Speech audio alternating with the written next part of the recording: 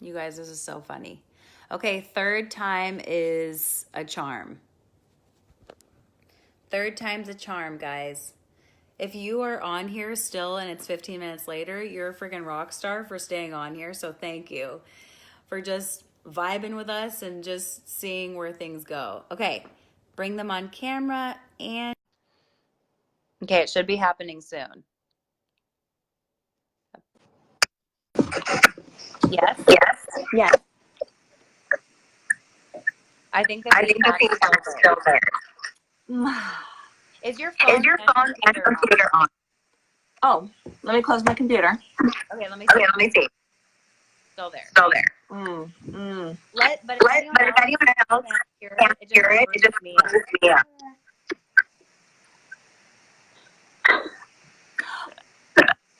Let me try one more thing. Okay, what? One minute. I don't care. Let's start it again.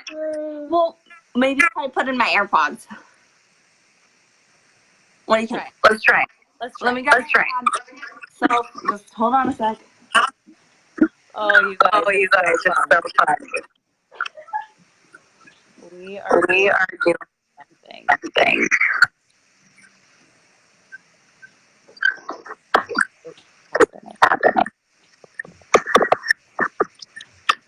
Bear with us. Okay, we're gonna AirPods it up. Let's try it. This is our last ditch effort.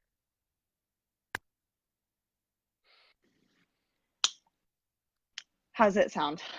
Okay, let me see. Nothing. I don't know why that worked. It worked. I don't either, but it's we're on. We're ready to start our party.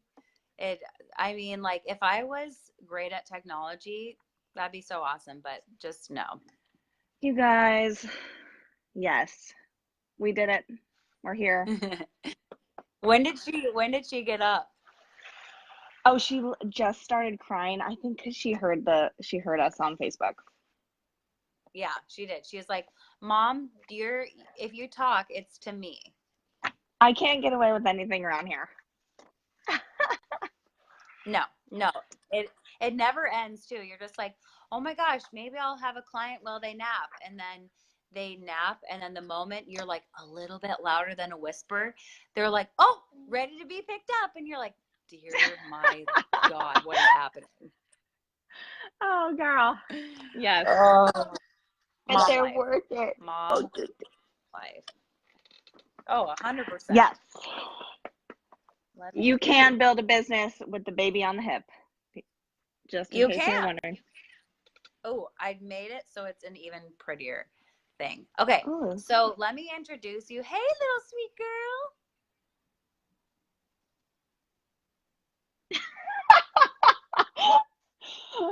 She's so freaking cute. Yummy. Little sweet girl. Hey, pumpkin. Well, I'm going to try to put her down and see if she'll be okay with it. Yeah, just do what you got to do. Let's rock it. I'm going to get her some toys. Okay, we'll see as time goes on. Okay, I think, is Libby on here? I can't see. Hey, Libby. Okay, so I'm going to introduce you guys to Miss Angie Garner. Okay, so here is who Angie is. This is the beautiful gal that I am live streaming, interviewing with today. This is Angie Garner. She is a fitness expert, nutrition coach, and developer of leaders. She started her first personal training business at age 21, when most of us were at the bars till God knows when. Opened a gym in Seattle by the age of 23, and now puts her heart and soul into mentoring her Advocare team across the nation.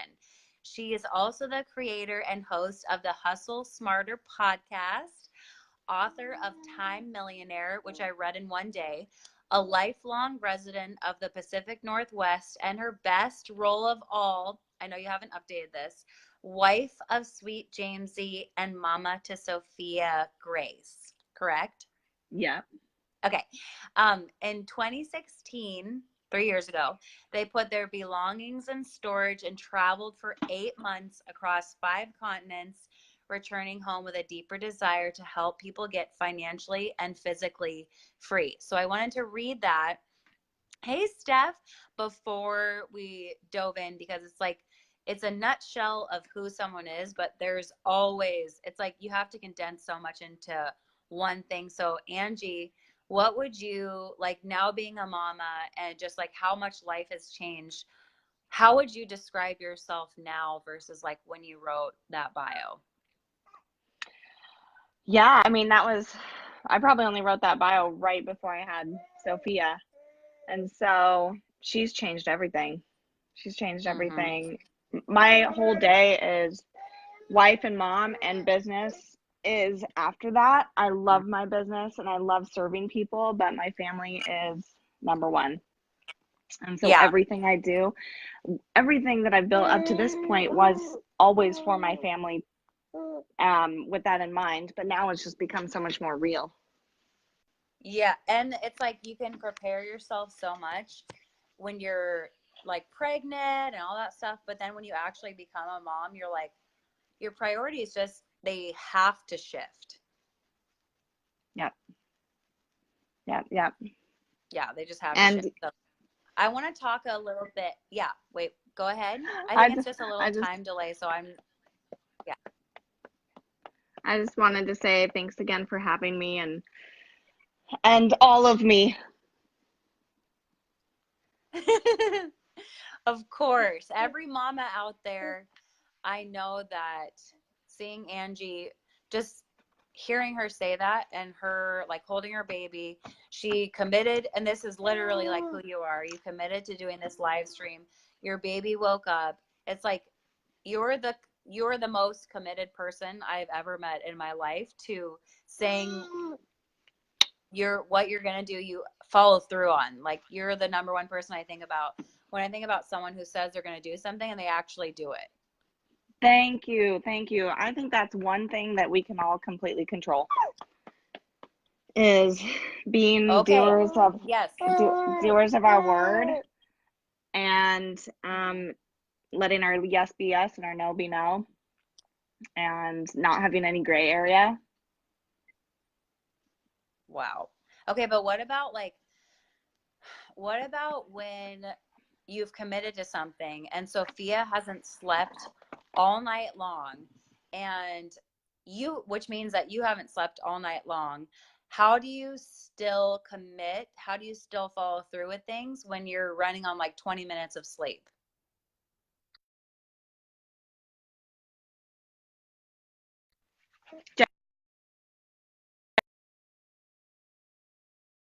How would you answer that? So I've committed to something. Sophia hasn't slept all night long. I would likely power through. I mean, again, unless there was some major emergency, I'm going to be showing up and doing what I said I was going to do.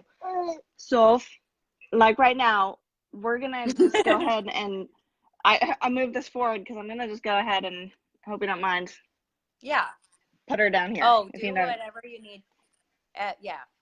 Do your thing, mama. And you guys, this is like, it's just another way to show you that mamas are basically super women and we can do anything and everything in our own. We just do it because it's that important to us. That's right. So Angie, like when did you realize, because at some point you must have realized that not everyone follows through with what they say they're going to do. So what is the biggest thing that separates you from everyone else when they're like, yeah, I'm going to do this, I'm going to do this? Like, what do you think that one thing is that you have running through your brain that allows you to stay committed? Well, it's what we're talking about today, and it's having our goals in mind, but really attaching our goals to a bigger vision, a bigger purpose, because that's what keeps you committed. And also just integrity, being a person of integrity and making that, if that's one of your core values, you're going to be living up to that. Have Yeah. you ever run across someone who you're like, I get that you cannot make those commitments because your life is crazier than mine?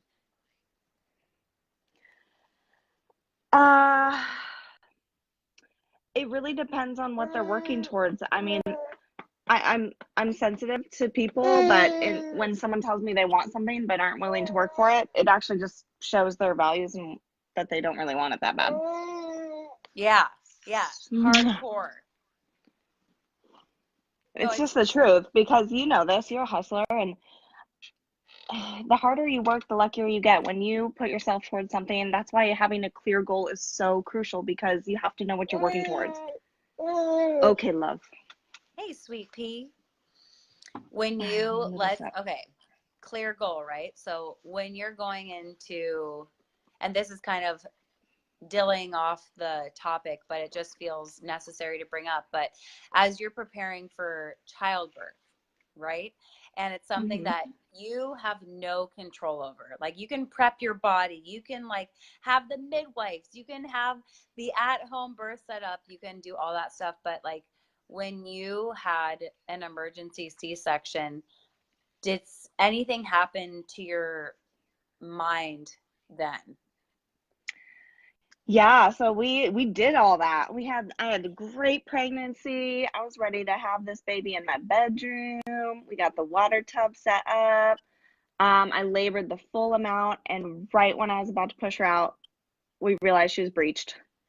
And at that moment, I mean, you're so far, there's nothing they could do to turn her at that point. I mean, you are just, you have to surrender. You have to learn this art of surrender. I've heard from a lot of moms, actually, since I became a mom, that I don't act like a first-time mom. And at first I'm like, what do they mean by that? And I started to realize they just meant I'm not overly anxious about everything. And that's just from surrendering and trusting that things are going to work out, and understanding that there's so much that we can't control. And that was something I think I learned before motherhood that's really helped me a lot, because those things do happen, and the birth definitely didn't go to plan. But at the end of the day, when everyone's healthy, you're just grateful. Oh, yeah.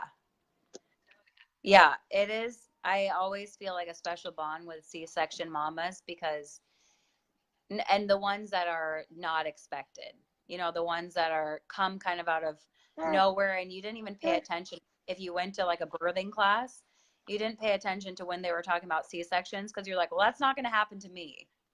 Totally. I'm like, I'm just going to skip that part in the Yeah. book. That's so not going to happen. Same thing. I was like, what's a C-section? Yes.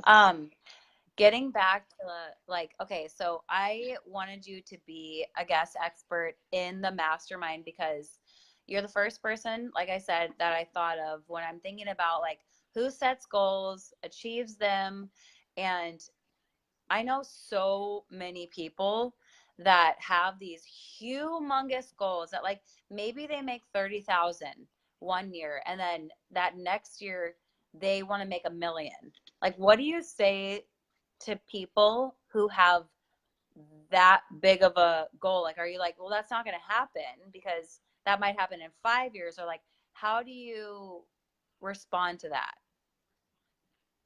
Yeah, I think we have to be just a little careful about having extreme quick goals, like jumping from 30,000 to 1 million, Yeah. because it can get extremely discouraging if you don't feel anywhere close to that at the end of the year. So I'm all for dreaming big.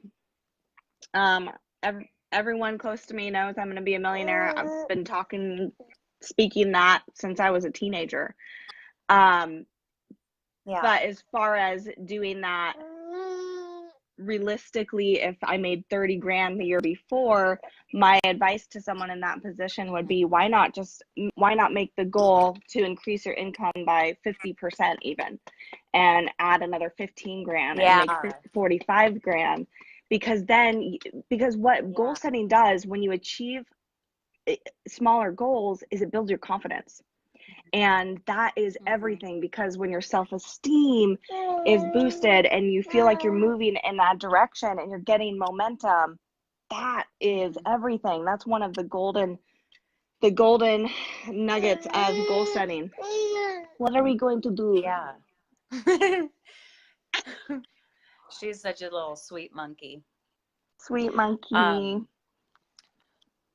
I love that, because even when I'm working with women, and it's usually around 10 to 20 pounds that they want to lose in 3 months. And I like that goal because it's not crazy, it's not extreme. But when I work with someone, or when I talk with someone who's like, I want to lose 50 pounds in 4 months, I'm like, I could see more like 50 pounds in 6 months. So like, I like how it's like you don't say like not possible, but you're like, why not work on setting a smaller goal and then achieving that, and then building your confidence, and then setting another goal and then building that. So it's like, to me, what you're saying is like setting a really small goal, building your confidence, and then it just goes like this. It's momentum. It's like this domino. Yeah. Momentum is everything when you're trying to achieve something big. So yeah, the 50 pounds, that will come, but let's focus on the next 5. Exactly. What is the biggest goal you've achieved in your life? The biggest goal, one of the most rewarding, was paying off all of our debt. My husband and I had $95,000 of debt. And our last check that we wrote to pay off that debt was something in the realm of $45,000, like one single check we wrote to get debt free. And that was in 2015. We celebrated with a 3-week trip in Turkey, paid cash, of course. And we felt on top of the world, because that was one of the longest goals that I had worked towards at that time. So getting debt free was huge. Writing a book was one of the hardest things I've ever done. And then going on our trip around the world. I want to hear. Okay, bam, humongo. Tell me, like, okay, so you had your podcast, and then you were like, hey, wait a second, these are really juicy morsels that could be transmitted into a book. Like, I'm going to write a book and I'm going to do it in a year. Like, how did you get started on that? And like, bite-sized chunk goals, but still a year is really short. Yeah. A couple things on writing a book in a year. First, my main income stream is AdvoCare. And so I'm able to do that. And it's a part-time business. It doesn't take full-time hours. So I had the time and the ability to focus. I wanted to get the book done before baby came. So that was some extra incentive. And man, I'm glad I did, because the baby is full-time. Yes. But I figured, why not put the pressure on to get this done? I think that there are many people that have unfinished books sitting in their computers simply because of getting distracted or kind of just coming to a halt all of a sudden. And I just knew I needed to crank it out. And it was certainly a process. But I did end up, when I was getting ready for the launch, hiring a coach. That helped tremendously. Yes. Yeah. And so that was just, I knew that was going to be the first book of many that I'll write in my lifetime. And I needed to get that first one under my belt and be like, I can do this. Sophie girl. What would happen? Sophie girl. What would happen when people sometimes get stuck, like you said, with books in their computer? It could be because they wrote 50 pages and then they're like stuck and they can't think about what next to write. So like, when you got to those places, and you can apply this to any facet in life. Yeah. When you got to those places of like, what do I write next? Like, how did you figure that out and move through that block? Yeah, 100%. Sometimes I just took a couple weeks off and I really just had to sit with my Yeah. thoughts. But I tell people on my business team too, like, you can quit, but only for a couple hours. You got to get back to it. So taking little breaks, resting, getting around new ideas, listening to some new things, reading some other books yourself to reinvigorate you. So I listened to a lot of podcasts about writing that kept me encouraged, and just kept me in that space. You know, so if you're building a business right now, what are you listening to? What are you reading? Who are you being coached by? Because all of that makes such a big difference. I know you're so jealous of mommy talking to someone else right now. I get it, sister. We're almost, let me just tell everyone about the book that you wrote, because I want to touch on that. And then, Sophie, I get it. You want to have your mama. You deserve your mama. So Angie, you guys, Angie wrote a book. It's called Time Millionaire. And let me talk about some of the bullet points, and then we'll let Angie go be mama girl. So you're going to learn in her book how to crystallize the vision for your life with goal setting that works, valuable success principles to increase your growth mindset, confidence, and leadership abilities as you develop into a world-class entrepreneur, why direct sales is the ultimate side hustle, and how to choose an opportunity that aligns with your values and vision without taking away from your family or full-time job. And lastly, the nuts and bolts of building a direct sales business from the ground up. And like I said at the very beginning, I read this book in one day. It's like, it's funny. It's kind of serious in that it's like very direct, and it has a lot of your personality in it. It's basically like, you know, you had this blog a long time ago. I used to read it before I even knew you. Something about in my spandex, right? Yeah. Yeah, and I read it and I was like, she is so funny. And I was like, I would be friends with her in real life. And so this book, Time Millionaire, I've never heard anything like that. I've never heard of a title like that. So you guys can get that on Amazon. It was #1 bestseller on the Amazon list last year, and that's when it came out, right? Yep. Yeah, so I'm going to add that link below for you guys to see it, because we are very lucky that Angie is one of our guest experts in the mastermind coming up next Wednesday. And Angie, any parting words before Sophie says, Mom, you're all mine, baby? So I'm super excited for next Wednesday. P.S. I will have childcare. Oh, girl. But what we're going to be doing is really diving into both a longer term vision and paring that down to tangible goals for the next 90 days in your business, personally, fitness wise. I love teaching goal setting. I think goals give you power. I think they help you reach your new potential. Basically, success starts with goal setting. So you must learn how to set goals effectively. And I think we all could use a refresher from time to time. So I'm excited to meet you ladies. It's going to be a powerful night. That's awesome, girlfriend. I'm so excited. Thank you, Sophie, for allowing us to hang with your mama. Give lots of she's so cute. Give lots of sweet kisses. And Angie, I will be talking to you later, okay? Thanks, Jay. Bye. Thanks, guys. Thanks, girls. Have a good day.